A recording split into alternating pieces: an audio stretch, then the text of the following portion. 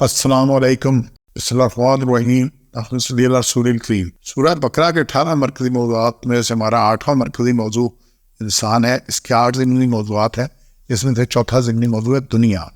ابھی جو اپنے زندگی کے مراحل ادوار دیکھے تھے، اس میں جو زندگی ہے وہ دنیا کی زندگی ہے۔ اس کے 4 نکات ہیں جن آیات میں سے پہلا ہے کفار کو دنیا میں تھوڑا سا فائدہ ملے گا۔ یہ 126 نمبر آیت میں ہے، جب حضرت ابراہیم نے دعا کی اللہ تعالیٰ سے کہ اس شہر کو، مکہ کو امن کا شہر بنا دے اور ان کو رزق دے، میووں سے، میرا ثمرات رزقوں سے، اور جو کوئی تجھ پہ مان لا اور کیا ان کے دل پر۔ تو انہوں نے ساتھ شرط لگائی حضرت ابراہیم نے کہ یہ رزق ان کو دینا ہے میووں سے اور باقی چیزوں کے جو اللہ پر اور قیامت کے دن پر ایمان لائے۔ تو اللہ نے کہا رزق تو میں نے سب کو دینا، تو یہی بھی اللہ نے بتایا، فرمایا اور جو کفر کرے اس کو بھی نفع پہنچاؤں گا تھوڑے دن۔ اعلیٰ ومن کفر وہاں پتے ہو کلیلہ، وہ اور پھر اس کو جبرن داخل کروں گا دوزخ کے عذاب میں، اور بری جگہ ہے۔ تو اللہ نے یہاں پہ گارنٹی دی ہے، دنیا میں جس کو اللہ نے پیدا کیا اس کو رزق دینا ہے، اس نے رزق دینا ہے، اور وہ سارا جتنے، اور یہاں پہ اصول کیا ہے، لیس الانسان الا ما سعی، یہ انسان کی بات ہے، مومن کی بات نہیں ہے۔ جو جتنا کرے گا، جس نے سائنس میں جتنی محنت کی ترقی کر رہی، جس نے فصلوں پہ جتنی محنت کی، پولٹری، جس چیز میں جس نے جو محنت کی ہے اس کو اللہ نے، اس کا کسی کا حق اللہ نے رکھا نہیں ہے۔ جس نے دنیا میں جتنی محنت کی ہے، جو کیا وہ اس میں بغیر اس کے ایمان کے تو دیا۔ لیکن آخرت کے قانون مختلف ہے، دنیا میں فائدہ اس کو ملے گا 126 آیت میں۔ اچھا، پھر یہ ہے کہ اس میں جو ہے نا جتنا فائدہ ملنا ہے، یہ فائدے کو اگر آپ دیکھیں نا، جو بنیادی طور پہ اللہ کہتا ہے، اگر یہ سورہ زخرف کی آیت ہے جی 33 اور 34، اگر یہ بات نہ ہوتی کہ سب لوگ ہو جائیں گے ایک دین پر، تو ہم دیتے ان لوگوں کو جو منکر ہے رحمان سے، ان کے گھروں کے واسطے چھت چاندی کی اور سیڑھیاں جن پر چڑھیں، ان کے گھروں کے واسطے دروازے اور تخت جن پر تکیہ لگا کر بیٹھے سونے کے، اور سب کچھ نہیں مگر برتنا دنیا کی زندگی کا۔ تو دنیا صرف اتنی ہے، دنیا کی ہے اتنی ہے صرف، اور آخرت تیرے رب کے یہاں انہی کے لیے جو اس سے ڈرتے ہیں۔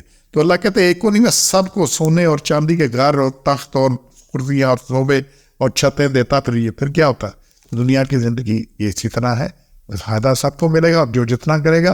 دوسرا یہ 200 میں دنیا دار کا فقط دنیا میں فائدہ، آگے پہ اس کو کچھ نہیں ملنا۔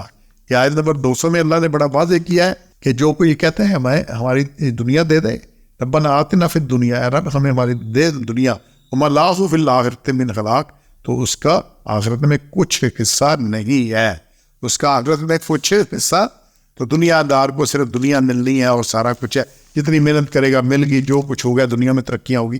اور یہی بات سورہ کہف کی آیت ہے، آپ دیکھیں اس میں 103 104 کہ کل حل ننبئکم بالاخسرین اعمالا، میں تمہیں بتاؤں کہ سب سے بڑے نقصان ایک ہونے اکثر ہے، یہ مبالغے کا صیغہ ہے، اکبر کی طرح بڑا، اکثر سب سے بڑا کار جانے والا، سب سے بڑا نقصان اٹھانے والا کون ہے؟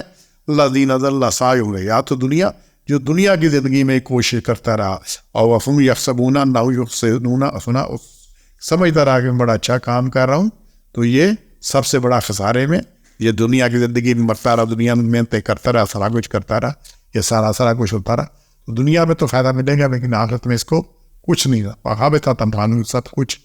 پھر 212 آیت میں اللہ تیسرا نقطہ ہے جی، کفار کی زندگی کو مزین کر دیا گیا ہے، کفار کی زندگی کو مزین کر دیا ہے، زُيِّنَ لِلَّذِينَ كَفَرُوا الْحَيَاةُ الدُّنْيَا، تو کافروں کی زندگی کو مزین کر دیا گیا دنیا کی زندگی پر، اور وہ ہنستے ہیں ایمان والوں پر۔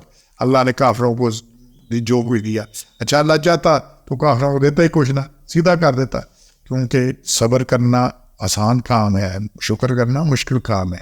جب انسان کے پاس کچھ نہیں ہوتا تو پھر وہ اللہ کرتا ہے، مانگتا ہے، کچھ کرتا ہے، گڑ گڑاتا ہے، روتا ہے، پیٹتا ہے۔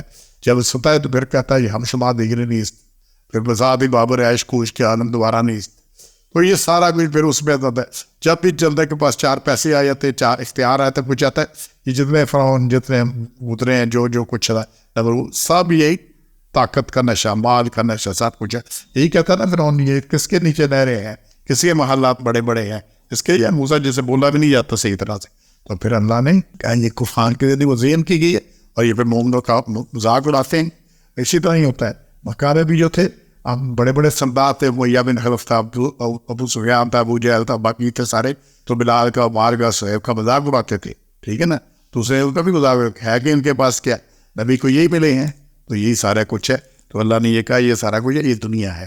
تو دنیا دارالنوا ہے, اس میں زندگی گزارنے کی چیزیں چاہیے وہ اللہ نے دے دی ہے, سارا کچھ ہے, زیادہ بھی ملا ہے. اچھا جس نے جتنا زیادہ کمایا ہے وہ زندگی چھوڑ گیا یہاں پہ دنیا میں, عذاب اس کا ساتھ لے گیا. اور یہ انسان کا بہت بڑا المیہ ہے, وہ کماتے وقت لیتے وقت کسی حق تلفی کر جاتے وقت یہ نہیں دیکھتا کہ یہ سب میں نے چھوڑ دینا ہے, لیکن حساب میں نے لے جانا ہے, حساب میں نے دینا ہے. تو اگر یہ احساس ہو کہ میں نے پیش ہونا ہے, حساب دینا ہے, تو انشاءاللہ بہتری آئے گی. اس پہ بندہ اپنے آپ کو ٹھیک کرے گا. سبحان ربک رب العزت عما یصفون وسلام علی المرسلین والحمد للہ رب العالمین.